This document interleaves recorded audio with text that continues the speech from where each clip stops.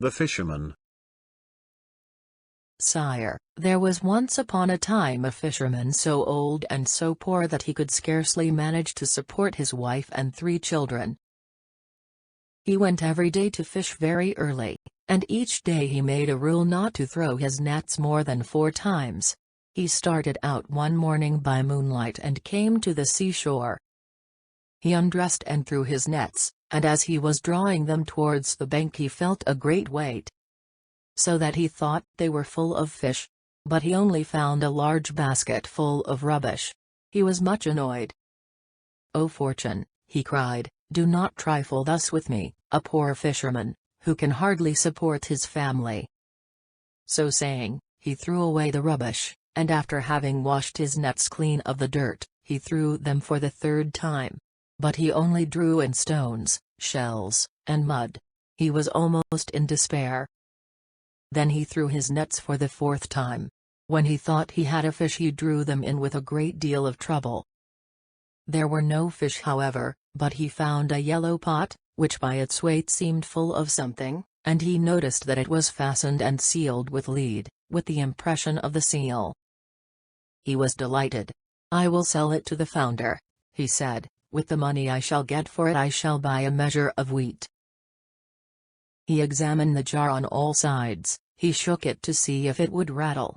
But he heard nothing, and so, judging from the impression of the seal and the lid, he thought there must be something precious inside. To find out, he took his knife, and with a little trouble he opened it. He turned it upside down, but nothing came out, which surprised him very much. He set it in front of him, and whilst he was looking at it attentively, such a thick smoke came out that he had to step back a pace or 2. This smoke rose up to the clouds, and stretching over the sea and the shore, formed a thick mist, which caused the fisherman much astonishment. When all the smoke was out of the jar it gathered itself together, and became a thick mass in which appeared a genius, twice as large as the largest giant. When he saw such a terrible-looking monster, the fisherman would like to have run away, but he trembled so with fright that he could not move a step. "Great king of the genii," cried the monster, "I will never again disobey you." At these words the fisherman took courage. "What is this you are saying, great genius? Tell me your history and how you came to be shut up in that vase."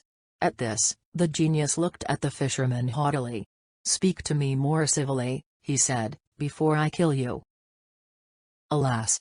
Why should you kill me?" cried the fisherman. "I have just freed you, have you already forgotten that?"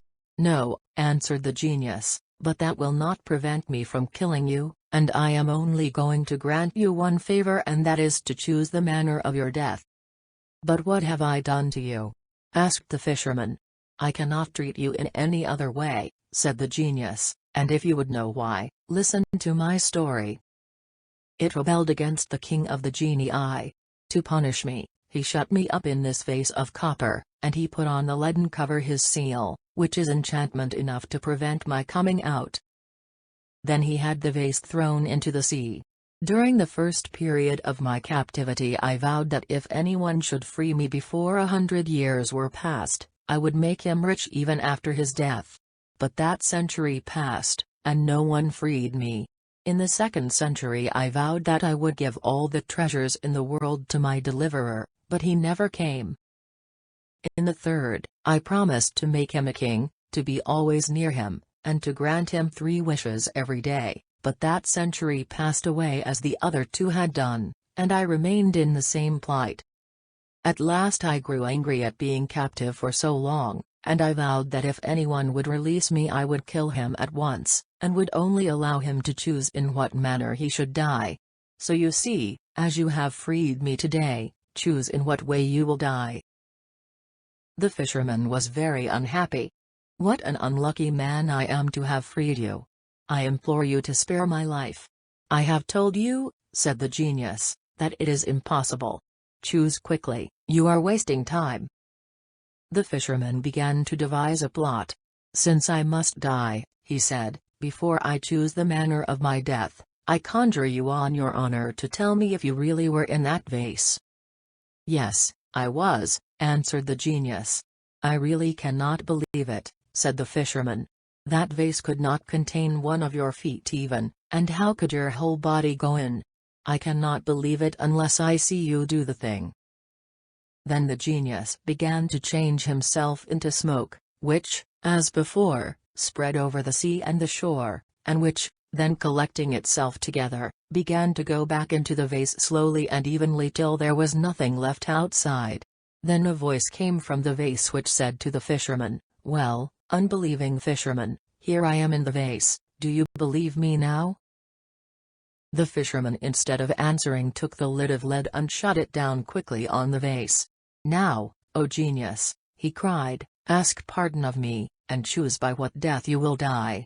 But no, it will be better if I throw you into the sea whence I drew you out, and I will build a house on the shore to warn fishermen who came to cast their nets here, against fishing up such a wicked genius as you are, who vows to kill the man who frees you." At these words the genius did all he could to get out, but he could not, because of the enchantment of the lid. Then he tried to get out by cunning.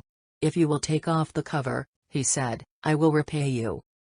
"No," answered the fisherman, "if I trust myself to you I am afraid you will treat me as a certain Greek king treated the physician Douban.